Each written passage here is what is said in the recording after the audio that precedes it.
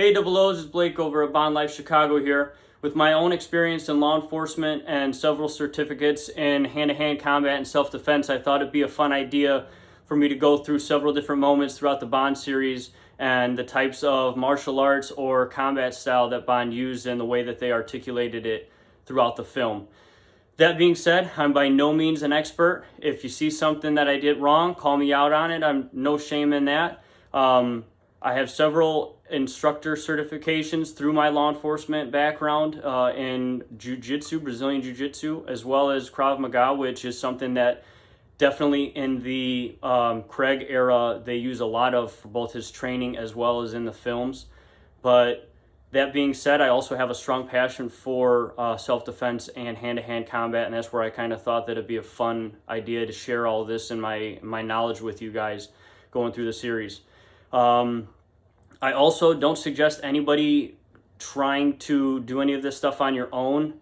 Some of it can definitely be dangerous, so if you have a desire to learn some of this stuff and practice it, I would highly suggest finding a local gym in your guys' area, going there, learning from somebody that's a master at whatever martial art that is you choose to go with.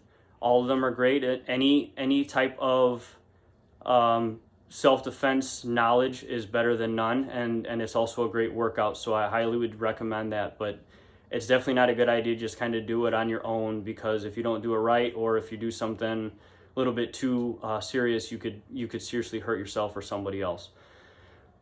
With my background primarily in jiu-jitsu, I'm going to start with two Bond moments that I feel relatively confident in sharing with you guys.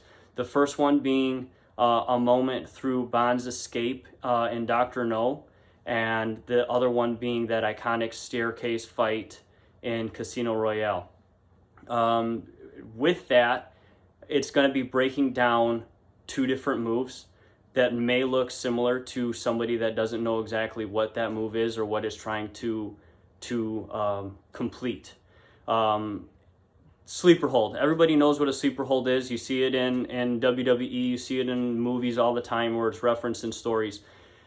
That's what this move is basically going to be, but there's actually two variations that if somebody that knows what they're doing, it's two different things. That would be either the rear naked choke or the rear neck or vascular neck restraint. The difference meaning one, you're choking against the throat, and the other one, you're actually blocking off the carotid arteries, therefore blocking the blood flow to the brain, causing that person to pass out. And that's what we're going to break down here today. So the first image is, it's tough to see because in the movie it's kind of blocked off. You're kind of looking through some paned glass during Sean Connery's escape in Dr. No. But you see him, he's grabbing the one henchman behind the glass, and you can kind of tell that his forearm is across the henchman's throat as he's putting pressure on him and pulling the back of the henchman's head towards his chest, causing then the pressure between his chest and the throat area in his forearm. That would be considered a rear naked choke. You're going to cut off the air supply, eventually potentially causing that person to pass out. However, people can hold their breath for a long time. In stories and definitely in movies, when people put the sleeper hold on somebody, the sleeper hold, they go out relatively quickly. However, we all know some people, even just average people, can hold their breath underwater for over a minute. So if you put a rear naked choke on somebody, that person could potentially be struggling or fighting with you for a minute, maybe even more than a minute, depending on what that is. And if you can't sink that in and lock it in, odds are they're probably going to get out.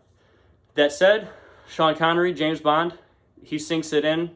That person passes out relatively quickly.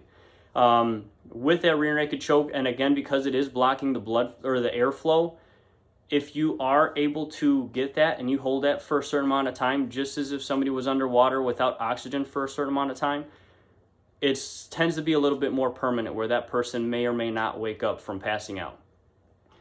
The next image here is a still image towards the end of that staircase fight in Casino Royale where Daniel Craig is holding one of the henchmen that had a machete in what I would consider to be a vascular neck restraint. So you see here, and if you look in closely, the henchman's chin is aligned perfectly with the elbow of Bond, which causes pressure from each of the carotid arteries of that henchman's neck on both the forearm and the bicep. And then you would close it in here like this, causing the lack of blood flow to the head, causing that person to pass out. Generally speaking, if you have this locked in well, you're going to have that person pass out in about 5-10 seconds. With that being said, you let go instantaneously as you would if you were practicing this or training this. That person's going to wake back up relatively quickly. It's only going to take a matter of 5 seconds, and that person's going to be right back up. They're not necessarily going to know that they passed out, but they're going to know that you guys were just doing something. If you hold that in longer, it can cause damage, and then potentially also that person might not wake up from passing out either, which again, going back, it's very important that you get the proper training, you train in a safe manner in order to be safe for both you and your partner, because nobody wants to have a tragic incident like that happen. But again, that said, life or death situation, obviously as Bond is in both of these situations, I'd say it'd be perfectly fine to go with either one of these. He puts them in effectively, and that's that. If anybody has any other moments that they'd like me to try to break down, I'll do the best that I can. Like I said, I only have martial arts backgrounds in Brazilian Jiu-Jitsu and Krav Maga, but I will attempt to break down anything else.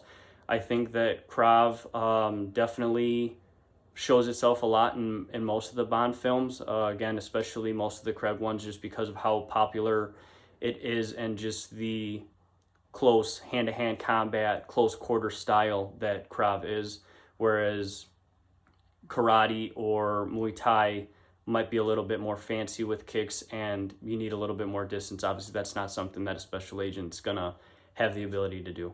Hope you guys liked the video. Again, like if you like it, share any other ideas you have with me, and